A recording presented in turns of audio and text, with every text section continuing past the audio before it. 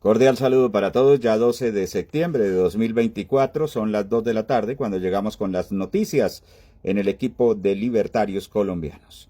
Les cuento que las masacres, los asesinatos selectivos, los secuestros, extorsiones, esto es el pan de cada día en Colombia.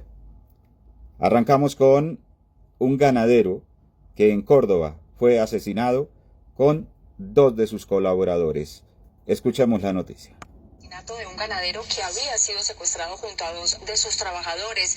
Johan Díaz, ¿qué dicen las autoridades sobre este nuevo hecho de violencia? Tatiana, buenas tardes. Hasta el momento las autoridades no han entregado mayores detalles que rodean la muerte de este ganadero y dos de sus acompañantes aquí en el departamento de Córdoba. Lo que hemos podido conocer es que la familia de Esteban Urueta perdió contacto con el ganadero y dos de sus acompañantes el martes en horas de la noche, que se encontraban realizando la búsqueda de un ganado que se había perdido de su finca entre los municipios de Cereté y Ciénega de Oro, que durante todo el martes en la noche y el miércoles no tuvieron contacto con este ganadero.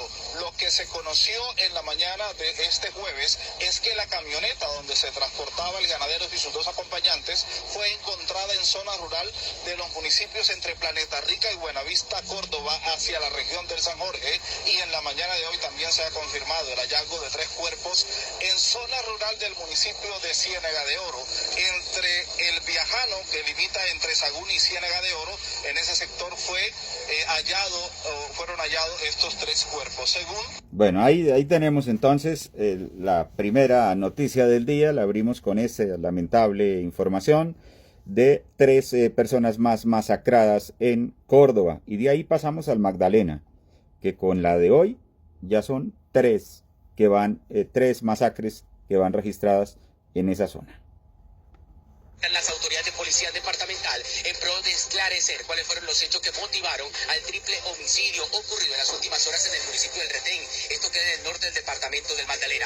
Cuentan las autoridades que las 3 víctimas fatales se encontraban con un grupo de amigos departientes en una vivienda en la zona rural de este ente territorial cuando hombres fuertemente armados en motocicletas llegaron y arremetieron contra ellos. 2 de las víctimas fallecieron en el lugar de los hechos y un tercero en el hospital del municipio del Retén. Esta es la tercera masacre que se presenta en el departamento del Magdalena.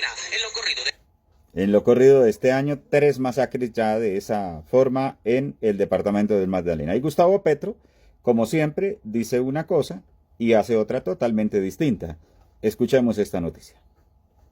Que el primero que viola la directiva presidencial firmada por el presidente Gustavo Petro es el presidente Gustavo Petro. Así es.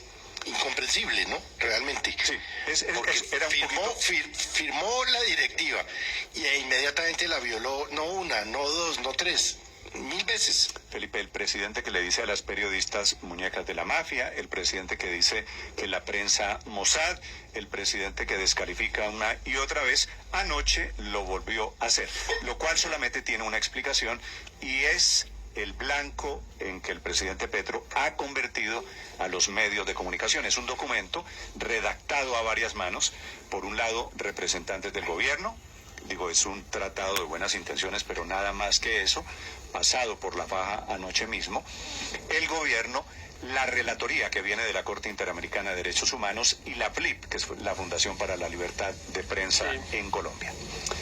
Sí, pero Néstor, déjeme hacer una corrección. De acuerdo que las directivas presidenciales son recomendaciones o directrices que hace el presidente de la República a los funcionarios del gobierno. Pero en este caso esta directriz realmente lo que hace es recoger los estándares internacionales en materia de libertad de expresión que tienen los funcionarios públicos y por lo tanto su contenido es obligatorio. Bueno, y aunque es obligatorio, pues ustedes saben perfectamente que Gustavo Petro no cumple nunca, no cumple ni siquiera lo que él dice, mucho menos lo que dicen los demás. Pues aquí viene la siguiente nota que aclara más sobre el caso de Gustavo Petro y todo lo que él hace.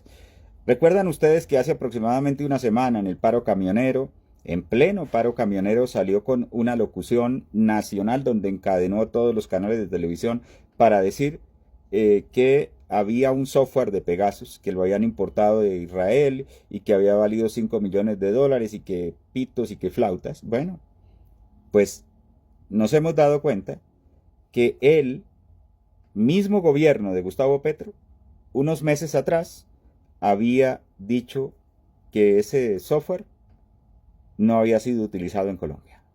El mismo gobierno Petro.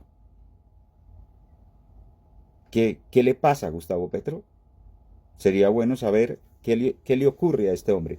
O sea, el mismo gobierno de él indica 2 meses atrás que ese software no había sido utilizado en Colombia y sale con semejante babosada en una cadena nacional diciendo que el software de Pegasus lo habían utilizado, según él, para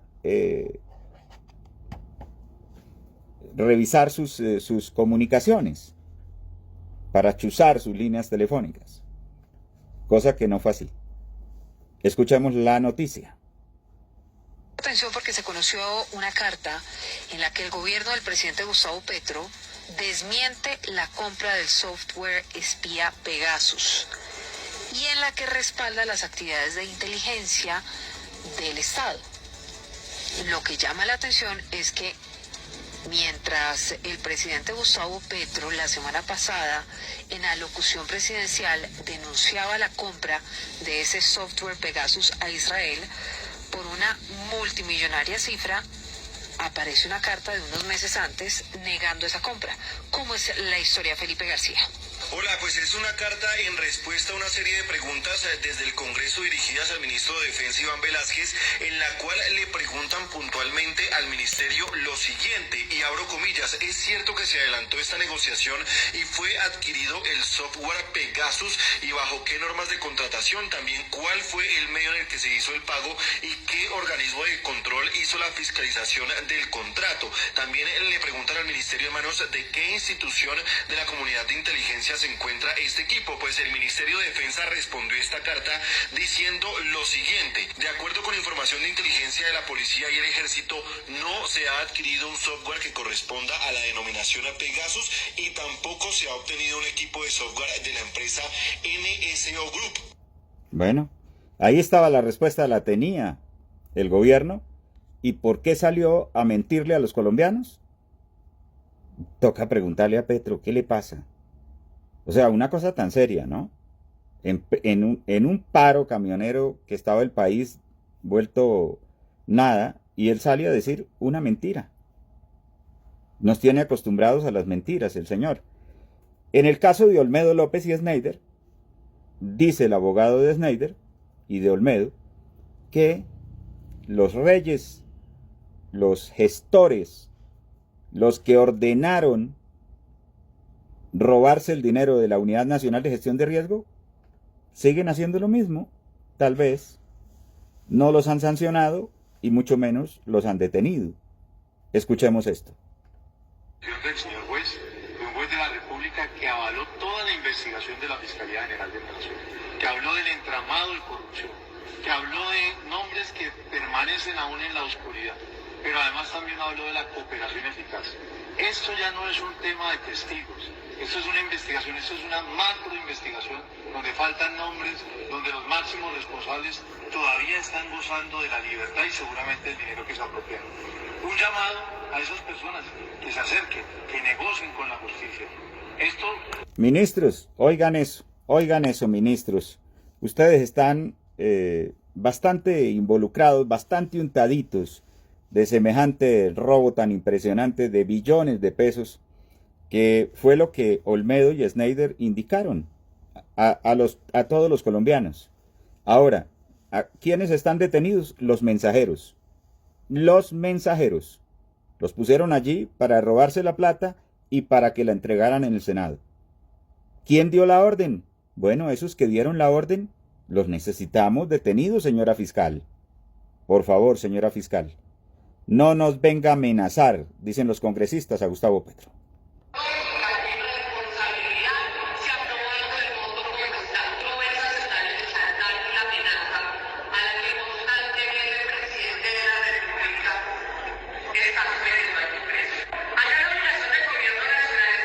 Bueno, esto es para comentarlo y compartirlo. Recuerden compartir.